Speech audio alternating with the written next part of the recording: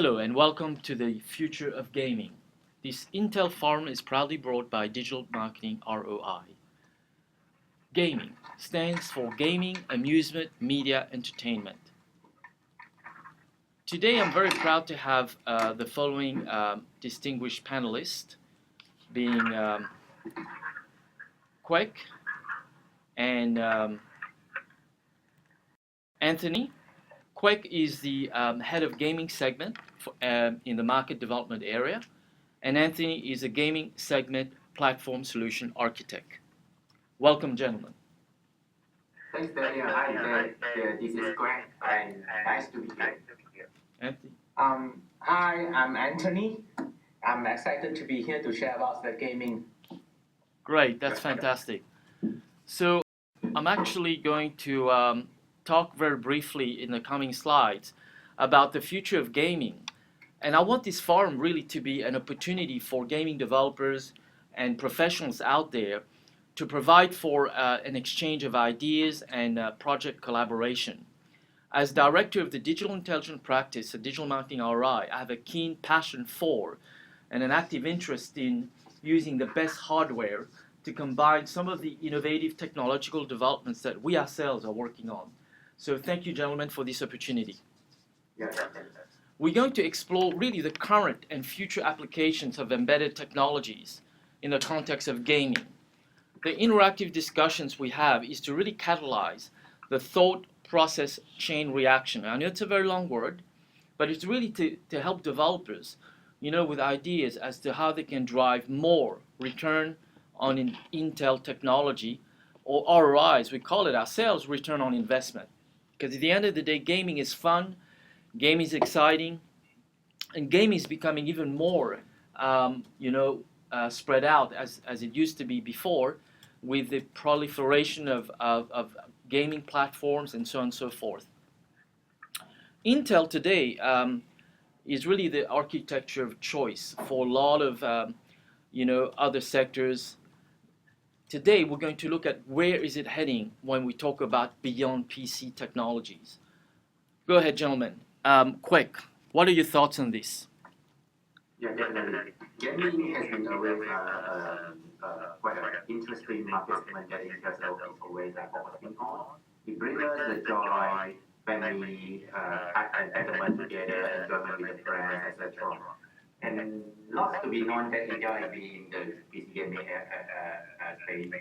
And today, for the next hour, together here with Daniel and my partner here, Anthony, we are going to discuss more about something beyond the PC. There's something in the casino environment, something on the amusement park environment, arcade games for the family, amusement, entertainment unit of it. Yeah, That's very good. That's excellent. So when we look at itself and its well-known presence in the PC and desktop computing market and the server market, a lot of people are now looking at beyond this into the embedded intelligence. And what we mean by that, gentlemen, is machines really endowed with intelligence. When it comes to that, again, why is Intel the architecture of choice from your perspective? Go ahead. Quick. Yeah, Daniel, thank you. So this is definitely something that the Intel Intelligence System business group proud of. So why not Intel? Because simply the Intel technology resolve challenges in many industries hand in hand together with the ecosystem partner in the marketplace. For instance, we actually get a lot of involvement with the ecosystem from the transportation, industrial, medical, healthcare, wellness, communication, etc. So we are proud to be in the ecosystem and resolve the challenges as in many industries by assisting in deliver the performance on all we can to allow the ecosystems innovate around their proprietary algorithm run on their algorithm on the greatest and latest platform. Great, that sounds great. Anthony, what are your thoughts?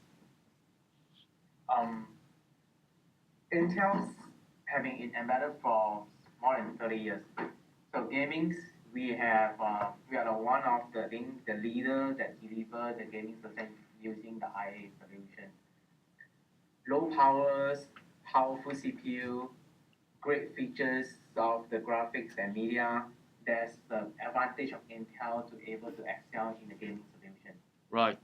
And definitely the long life cycle, right?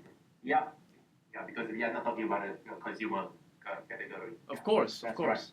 right. Yeah, I don't want to change my hardware Yeah. in every 3 to 5 years. Yeah. You know, we want to sell, we want to develop one solution and able to sell it Right. for a long time. And here you're bringing up really a discussion point around OPEX, isn't it? Where you have the opportunity really to get a longer return on investment over a protracted period of time at a lower OPEX.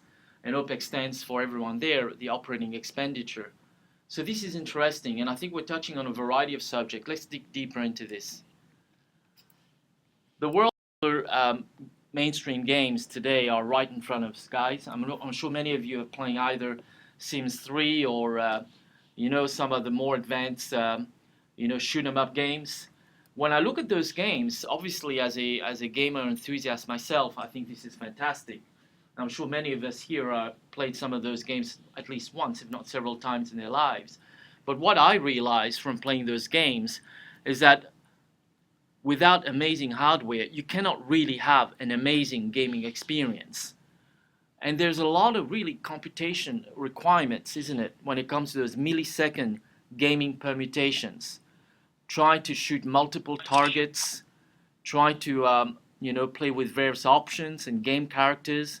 All of this require a lot of computation. How does Intel facilitate that amazing gaming experience today? Quake.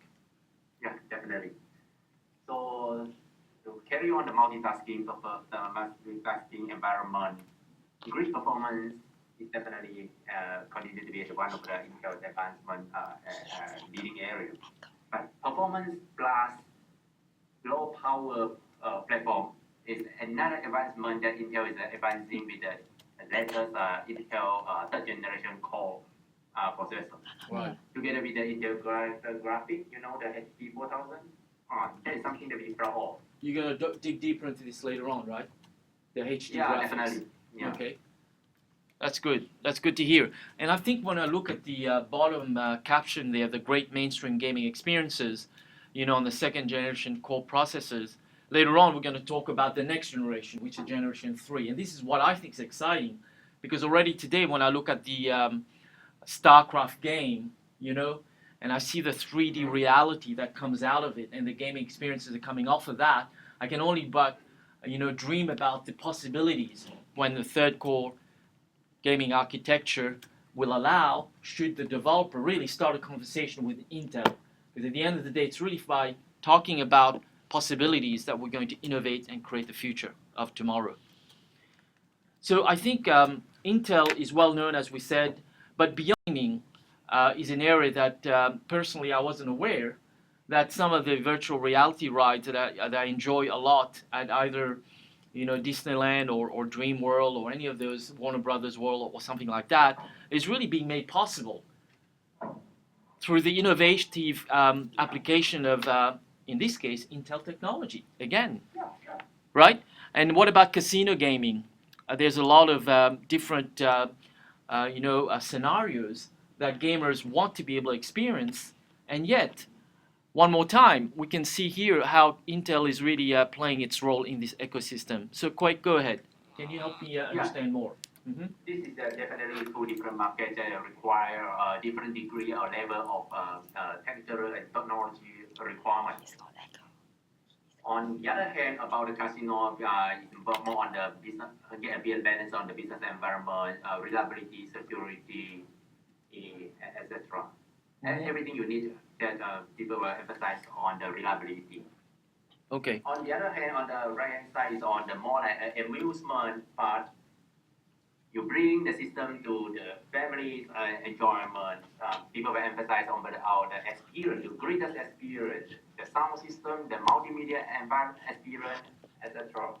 Right. So the Intel-based solution is definitely play a very important role here. It provides the kind of scalability and very unique Intel technologies embedded into different processors category. Right. You know, the Intel processor come into different uniqueness to fit on the different purpose, yet to somehow provide some scalability and reliability. Right. And the long-term product offering. Right. So here it's really about computing power. I mean, here I look on the left-hand side, this very attractive casino employee here is playing with a roulette, but here it's an iRoulette. And here I can imagine that within a casino context, you have really a lot of games, a lot of players, and all of that requires a lot of computing. So imagine that beyond just having one central server, there's many kind of interface points, and all that needs to be completely integrated within one solution stack, which I imagine later on we're going to touch on, whereby the Intel servers then interface with these different gaming terminals, if you will, and providing intelligence back and forth. All that needs to be managed and managed well. So at the end of the day, when you have gaming developers either within the supply chain logistics of creating gaming machines and trying to then work with casinos, it's important to understand how their machine can now fit within the casino's technology architecture and make sure that everything works together. Right, guys? Yeah, you bet. Yeah, Daniel, you get it all right. Okay, that's good. The future is here. In cases, for me, I see gaming really about pushing the limits of what's possible when it comes to innovative hardware, next generation Intel core computing.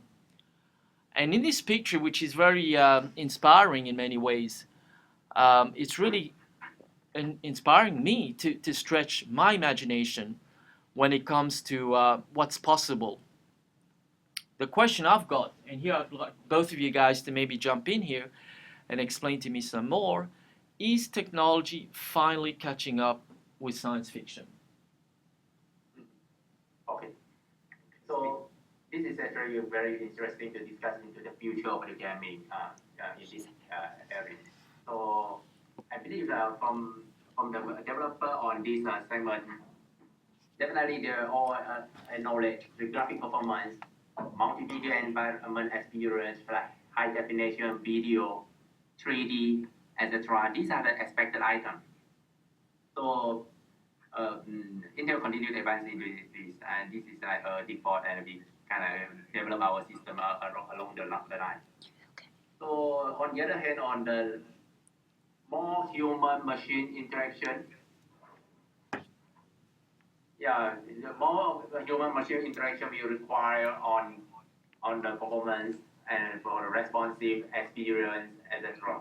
And then the other element that people are highlighting into a very consideration will be along the connected environment. Nowadays, the systems are getting connected. Talking about the security, talking about the manageability.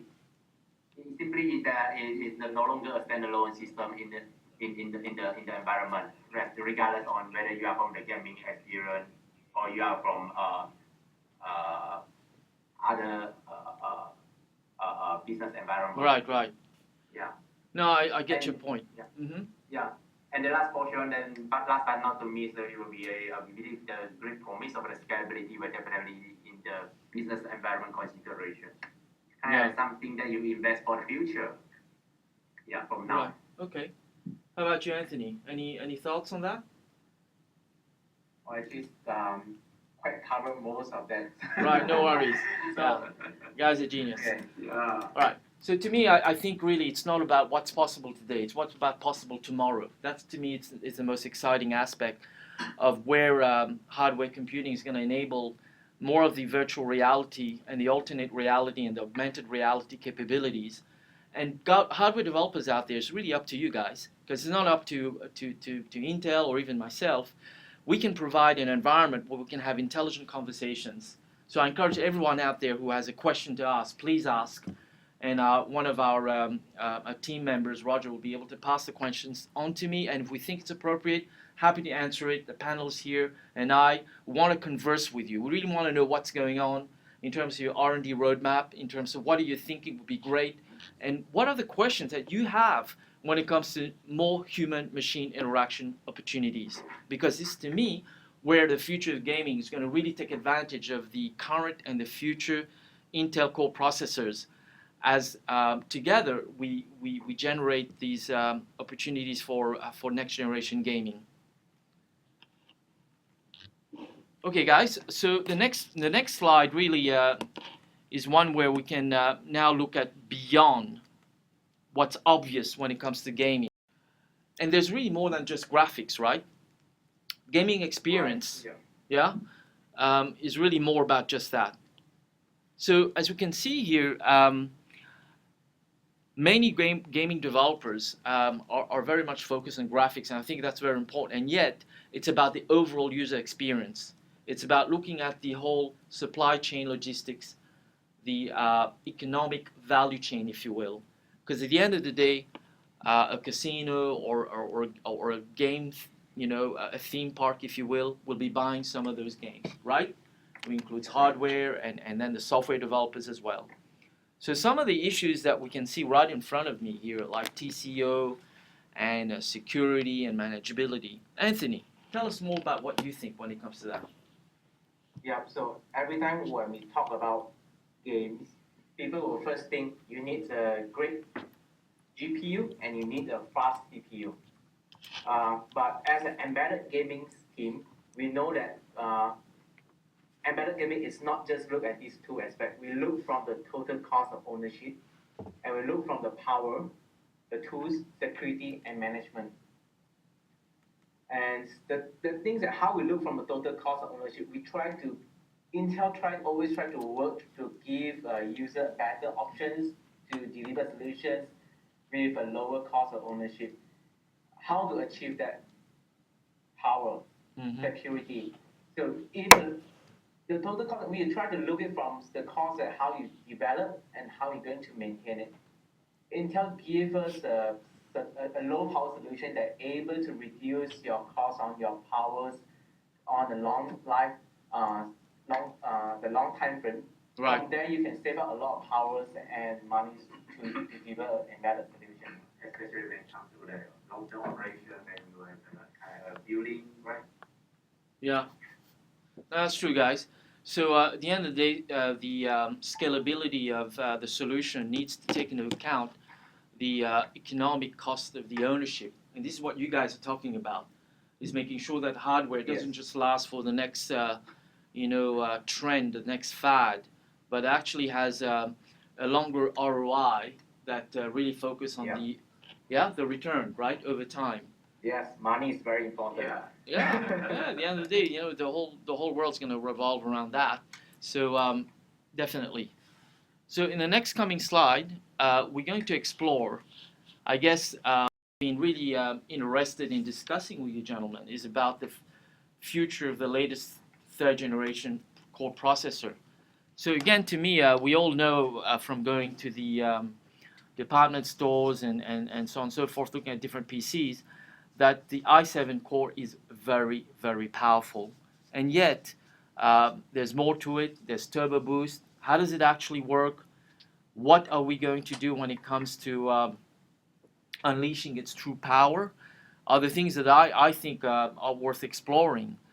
Many years ago, and I constantly read books, written by the early proponents of artificial intelligence like Roger Penrose, and Moore himself, one of the founders of Intel, stated that CPU power doubles every 3 years or so, I think.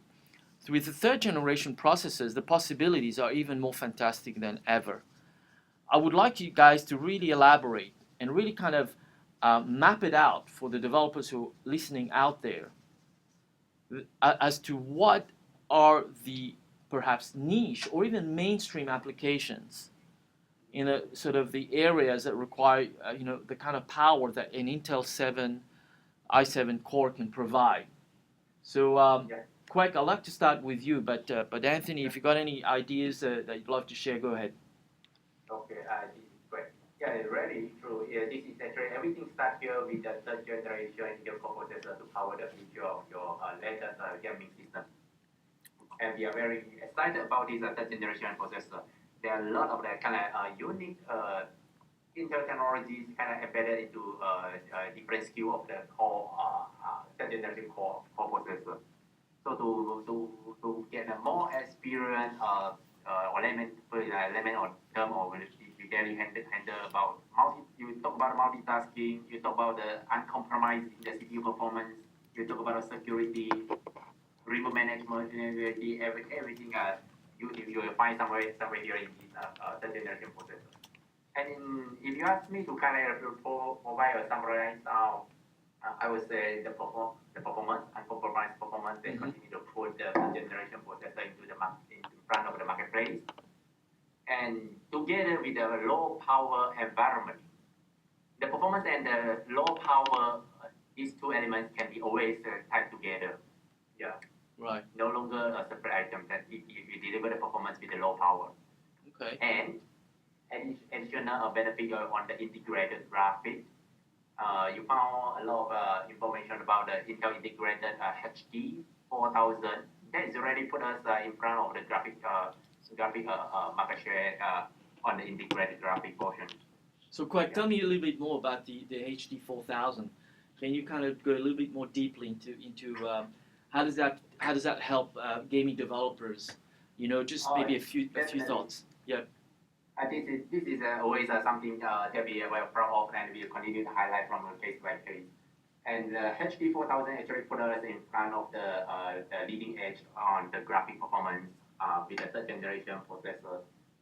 And we continue to advance it, and we on the coming up fourth generation core processor into the next year 2013. And before we get into more detail on about this. Anthony, you have a few words to add on? Yeah, HD4000 is a name for the graphic family. What's that link it to as a technical term that when it comes to HD4000, we have 16 execution units engine in the graphics processor. That means you have a 16 core in the graphics chip that able to process all your graphic requests and the media stuff. And when it comes to the next generation, it will double up to become 40 execution units. Did you say 40? 40, right? Yes, 40, yes. It's amazing. Go ahead. Yes, it's amazing that when we always try to have using the equal or even lower power, then we still can fit in more execution units inside the graphics. Now, that's what we try to achieve. No, that's great. So explain to me a little bit more here. When you talk about execution units, in my mind, I'm thinking parallel processing, multi-threading, hyper-threading. That's right.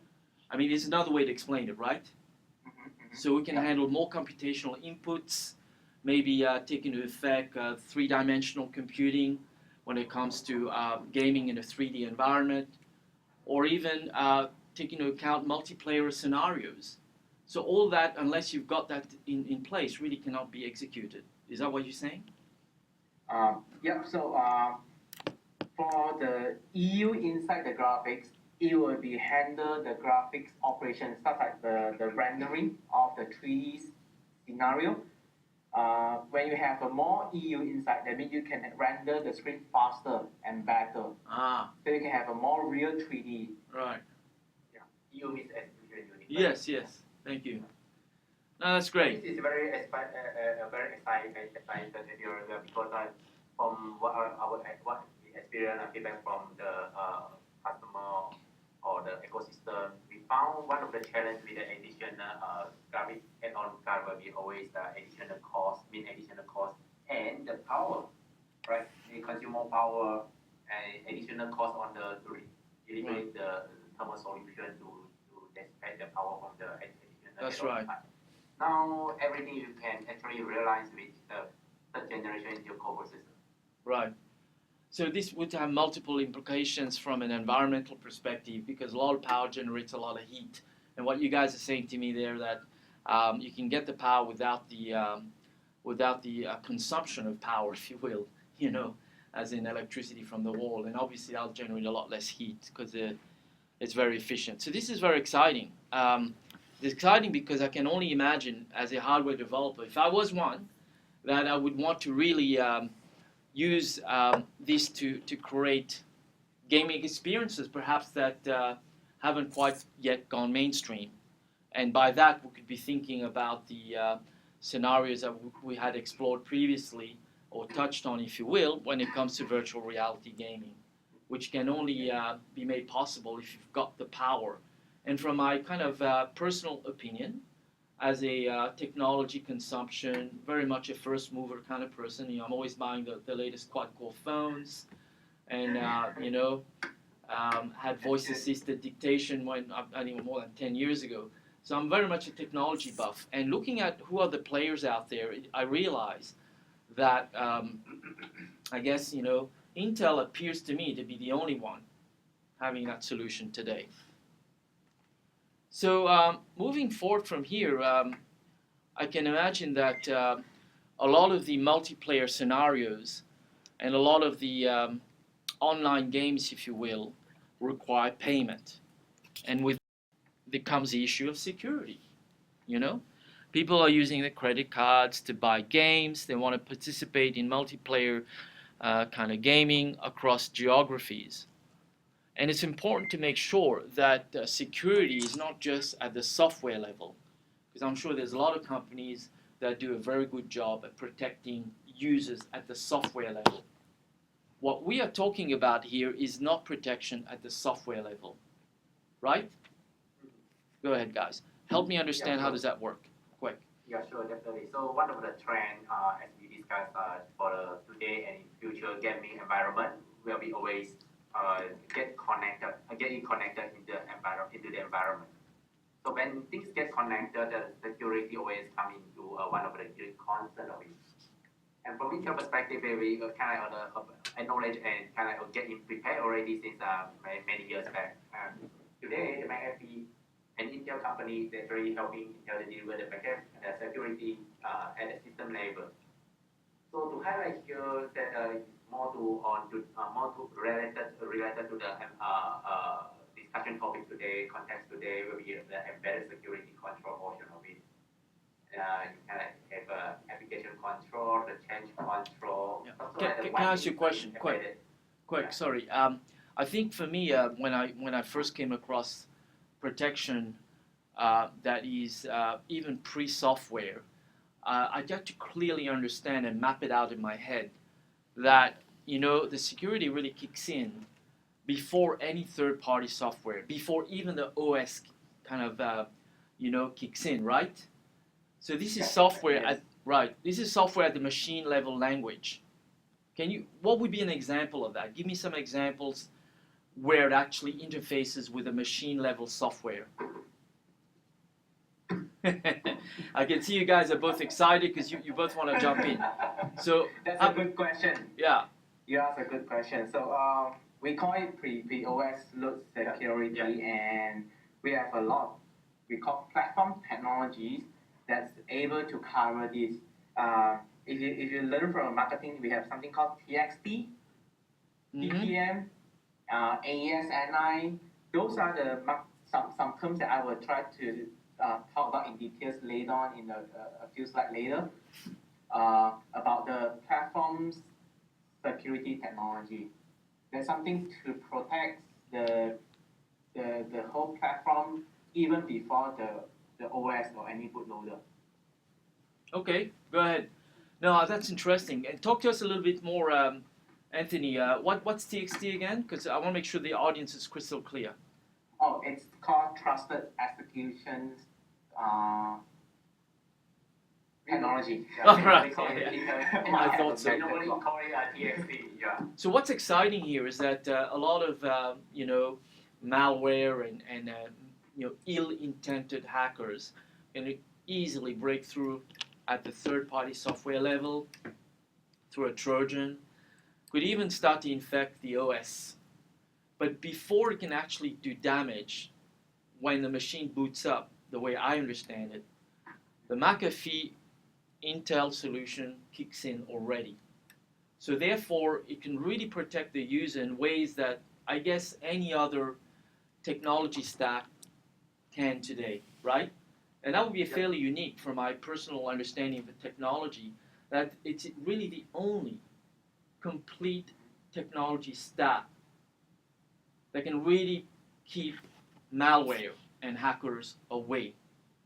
And I know, and all of us know from reading the news, that's been some very famous examples where databases have been compromised because the software wasn't, I mean the logins and the database that was securing logins wasn't properly encrypted and so on and so forth. And yet, I think that itself could actually spawn a new chapter in terms of the discussion that we could have in the future. But for now, let's move on to the next thing. And here comes optimization, one of my favorite ideals that really stands at the core of our own, thought process. And beyond being really simply powerful in terms of hardware, gaming developers really need to think about the entire gaming platform, the ecosystem itself, and really take in consideration what is it that's going to impact the game platform's life cycle. And what we mean by life cycle implies a lot of things, right? It could be things like the scalability. It could take into account the OPEX, meaning how long is this piece of hardware going to last? And in fact, it could lead us on to really looking at the CAPEX as well. So Anthony, what are your thoughts when it comes to maybe some feedback when you talk to customers, gaming developers out there? What are they telling you?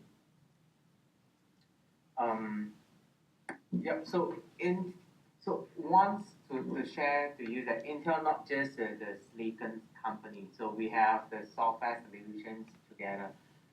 One of these page that we want to strengthen is that try to share to the user out there.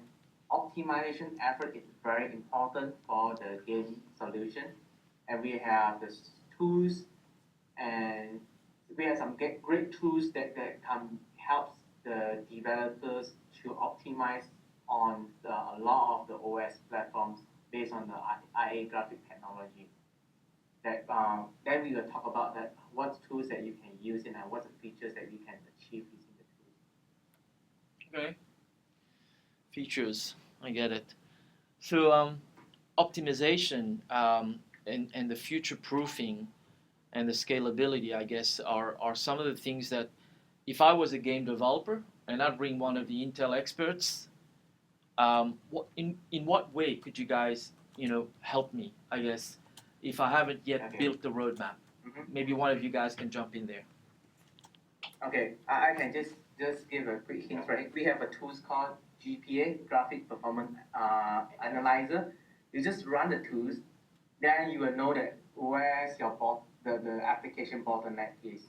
Whether it's due to that the CPU it's waiting for a GPU to respond, or your GPU is busy but your spin is too easy doing nothing right there.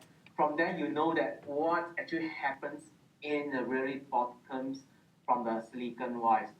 There's some tools that for us to help to optimize, to help you to design and develop your application in more efficient on IA platform. I see what you mean. And on the other hand, if you kind of heavily invest on the platform, optimize your software and the hardware together, you always want your platform to be long life carry forward. Something like a future proof, we call it. It's simply as simple as like how far can you carry your investment, carry your invested solution carry on, right? So we talk about the long life cycle, the product offering, hardware offering, and to support the customers and product longevity. Okay. Right. That's great. Now I think it's important for us now to look at.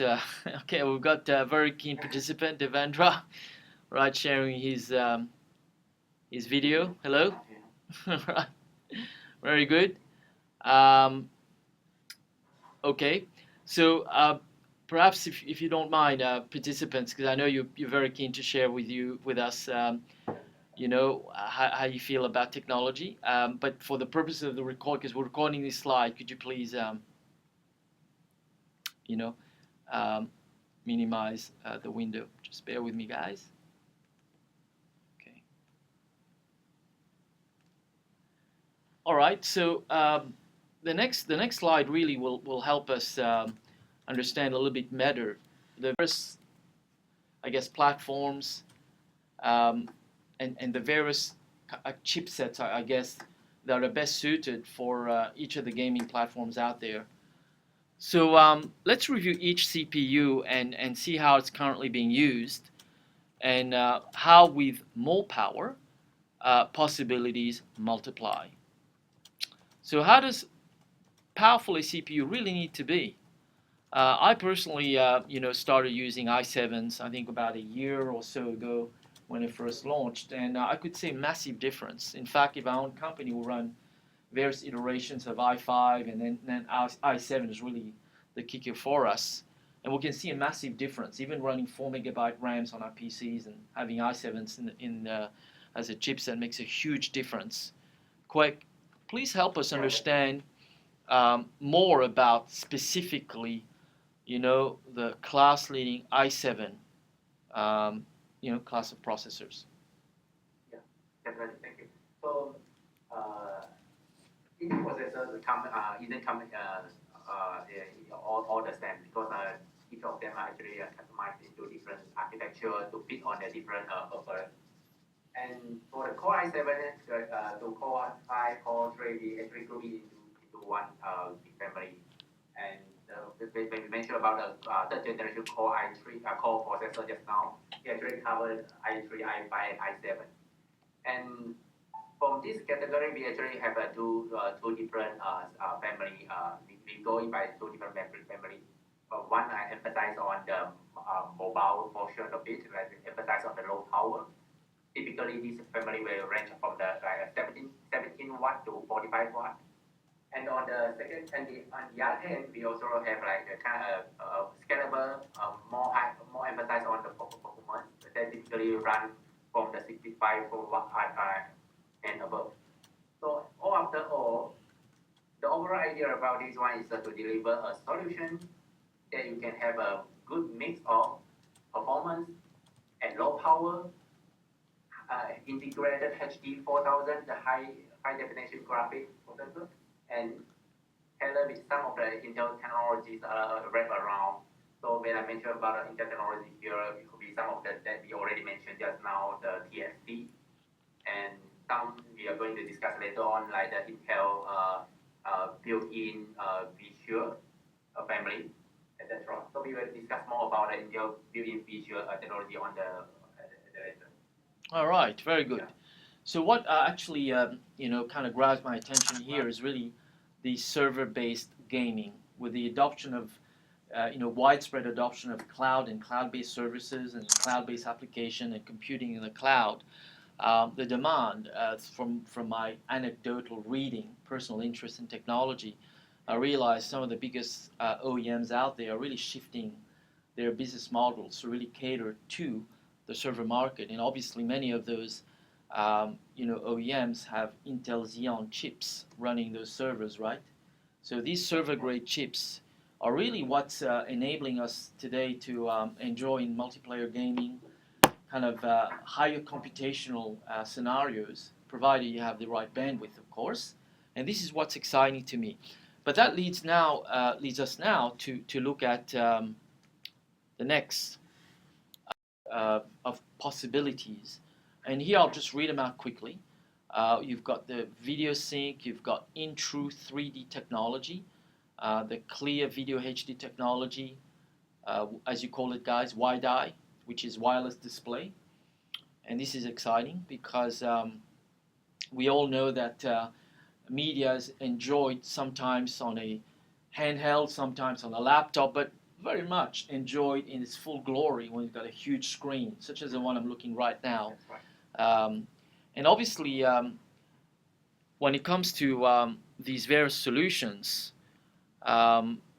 there's a quantum leap that's currently transforming, consumption of media with three-dimensional TV, for example, right? We all go to the department stores. Some require glasses, some don't require glasses. There's a whole range of permutations that are available out there, transforming how we consume media. So, Anthony, why don't you tell us how Intel is helping, not just gaming, but multimedia consumption. Okay. Yeah.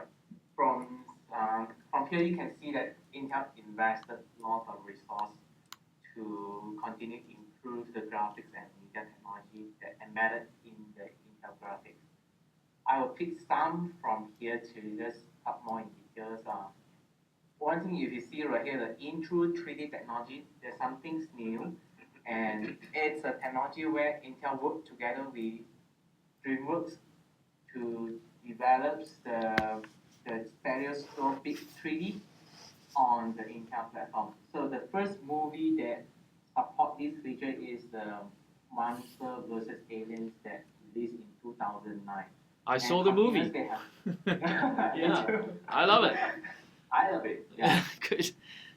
If you try that, you can actually get the 3D version and you can watch it, the 3D effect, using your laptop that support the intro 3D technology. So this something that you want to share right here. Right. So talk to us a little bit more, because I can imagine there's like potentially hundreds of megabytes streaming per second at the same time from an encoding and decoding perspective, right? Especially if we've got a highly packed Blu-ray disc where the realness is even more lifelike than ever. So talk to us a little bit about that, and what is Intel's Quick Sync video doing there? Yeah, so Quick Sync video is about the transcoding, and the Clear Video HD technology is about the decoding and encoding. So the Quick Sync video is the technology where to help us to convert the one format of your video to another format. Example, when you want to download from internet and view it on the screen, or you want to transfer it to your phones to another smaller format, that everything can be done in no time using the Quick Sync video. And Clear Video HD technology is about using the hardware to do the video encoding and decoding, and you will not use any CPU resource to do that. It's just plainly everything done by itself using the media engine in the graphics. Right. So help me clarify my own mind. It sounds to me that I don't need to go into any conversion, like using software to convert. Yes. Right. I see. This is a better version than the software. Of course. That's a nightmare. And you said to me two things. First of all, I don't rely on third-party software. That's a plus. Secondly, it doesn't use actually more CPU than necessary. So that means I'm free to multitask and run, simultaneous applications while this is going on. That's very exciting. So here Intel is really going beyond, from my perspective, beyond simple hardware, right?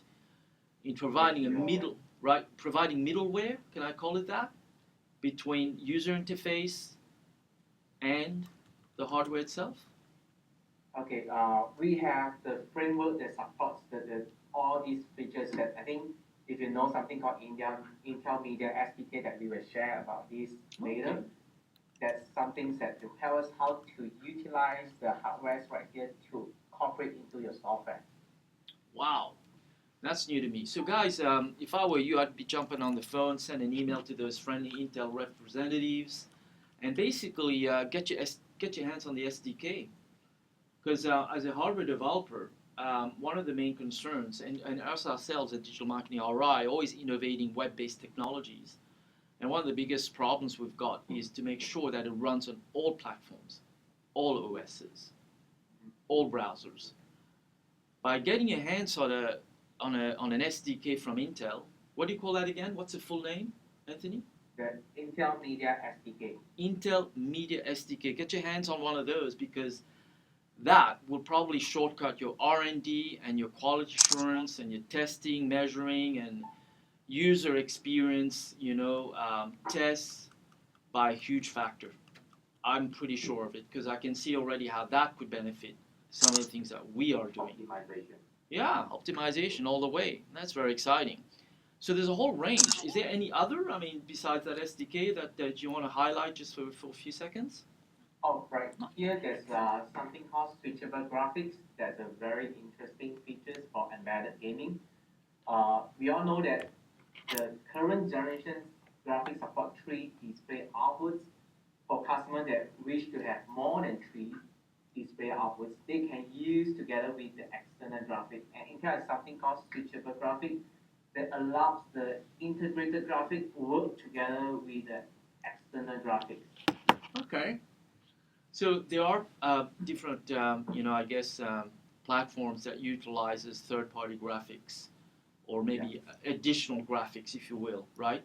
And this is where it becomes, again, useful to know that Intel has that solution. And the question I would have as a gaming developer, how's all of those going to work together, right? And it's only really by having conversation, such as the one we're having now, that A, we're going to discover what's possible, what's available, and B, how to actually take advantage of it. So guys, again, please get on the phone or when an Intel expert calls you up, take advantage of this wealth of knowledge and wealth of resources to get your gaming platform R&D up and running. The next slide, we're going to now look at screen across multiple monitors. Now, as somebody who goes a lot to conferences, in many cases as a presenter on web-based technologies, I see those screens out there, and I always wondered, how does this work? Because a big picture, a picture tells 1,000 words. We all know that. But a big picture says even bigger words, right? Yeah? And here I've got 4 screens, but showing one picture. That's very cool. So bigger is better. How do you guys do this, by the way? Yeah, so you all know what is high definition video, high definition resolution. Right. This is better than high def. This is 4K resolution. Okay. So if you know that the current Intel third generation core support 4K resolution, so you can either upgrade to single panel that support 4K resolution, which is very expensive, or you can use the technology that we have right here that you can split across 4 monitors, then you can have a 4K resolution that merge together. So it has a cheaper cost to give you such an effect. Nice. So I'm just curious, what does 4K stand for? That's a resolution means I think let me see whether I remember now. It's 3840 times 2160 pixels. Wow. That is, wow, well that's like some people call that retina or something like that, right? That would be of the same kind of level of resolution. Very awesome. I need one of those in my living room. Can you guys please help me out, right? Install please this. order through Eric Wong. Oh, got it. No problem.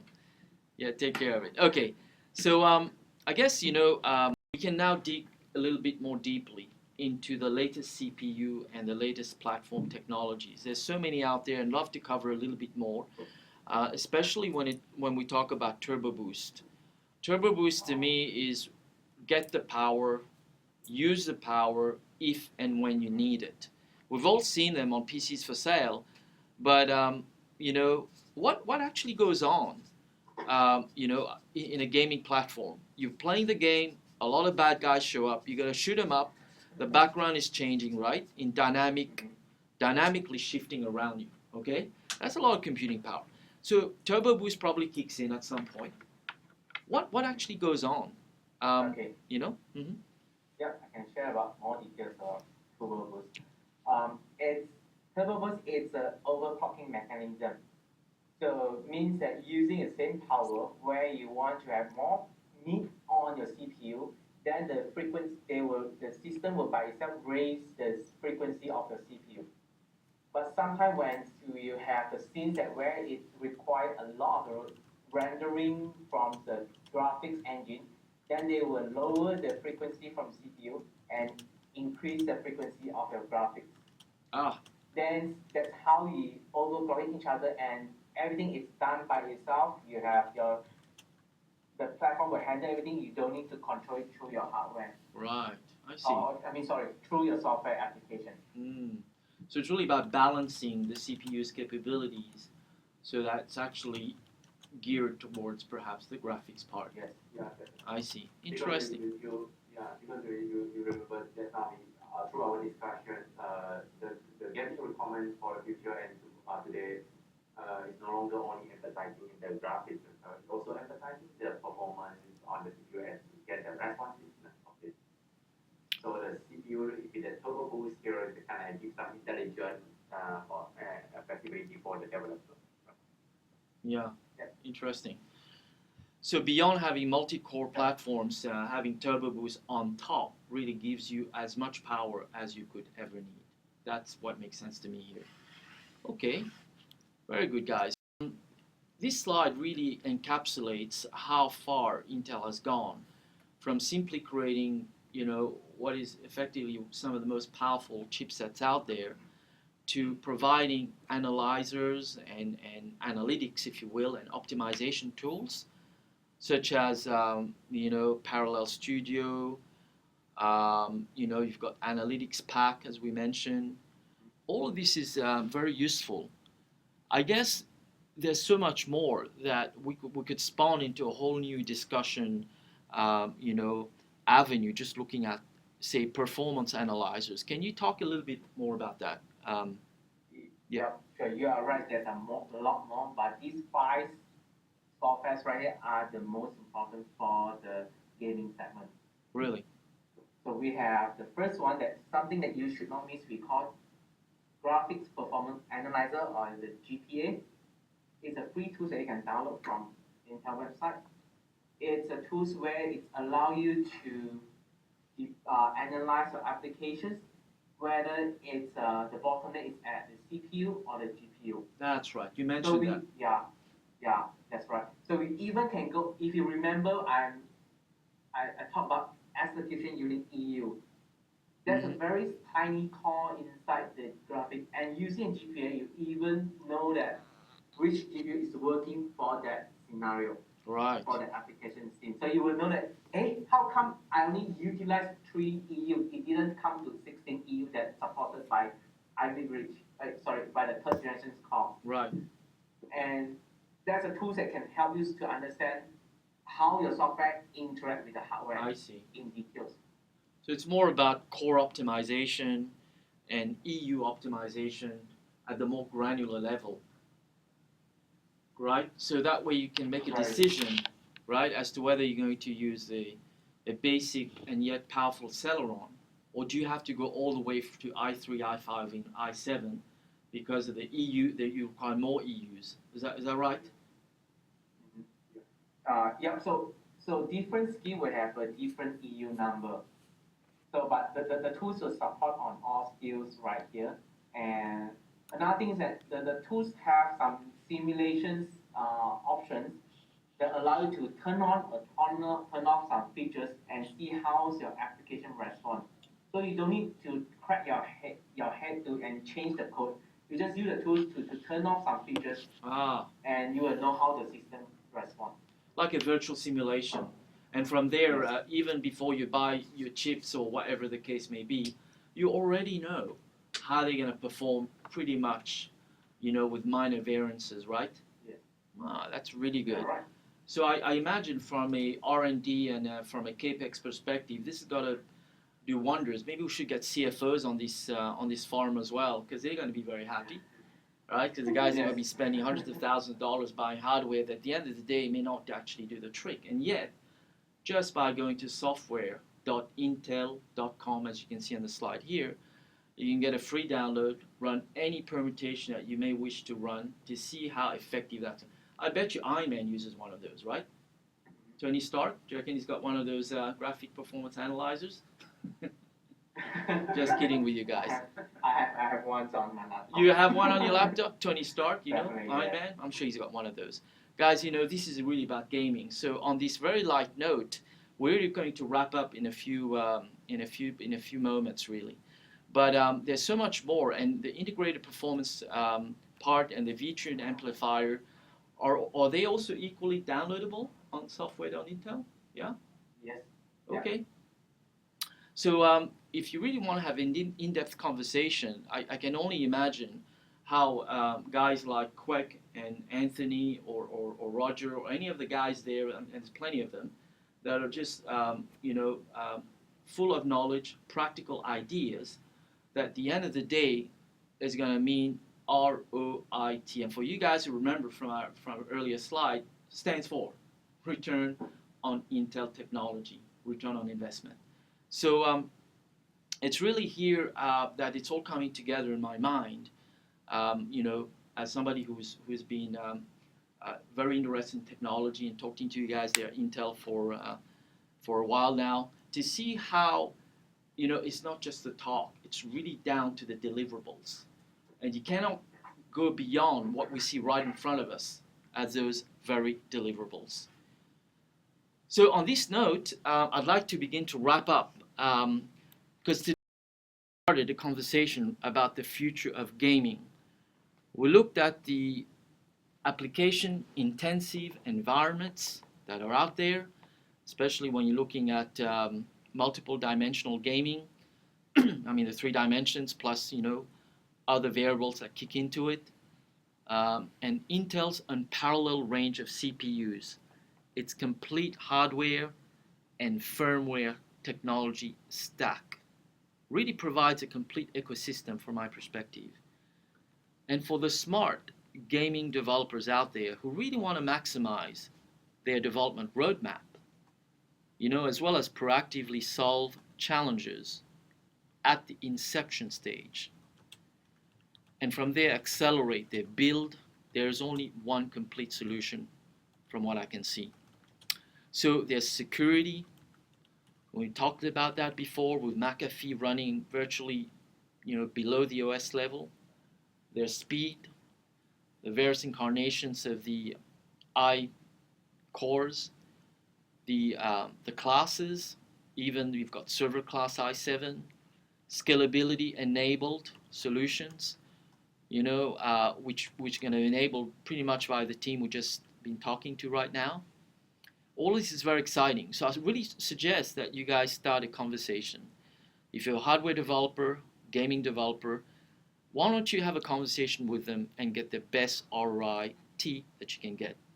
Anthony and Quek, I'd like you to maybe tell us a few words and to kind of summarize where we're at. And go ahead. Quek. Yeah. So maybe Anthony will go first. So the gaming experience of today's gaming solution is no longer about graphic alone. Graphic is important, yes, but there are many more factors that we, as we discussed earlier, is required to meet today's competitive edge. So as you look from the end user perspective, people are looking into the great gaming experience. It comes from the great responsiveness of the system. And from the provider perspective, they will talk about the total cost of ownership and make sure the investment is work for the future, scalable, reliable, a platform that allow longevity, etc. So with this latest NTTO platform, the third generation core-based solutions, they actually provide a performance with a low power, with a great integrated graphic solution, coupled with the Intel technologies that we mentioned earlier, as the overall. So you're really able to fit the purpose as the delivery experience from the end user perspective and the provider point. Yeah. And then Anthony. Yeah, so I'm going to start from the room soon. So we try to look when you develop the gaming solutions for Intel platform, try to look at the features that we support using the Intel Core technology. Yeah, and you were surprised that those are really able to help you to create the next powerful and futuristic games that are able to deliver to your customer.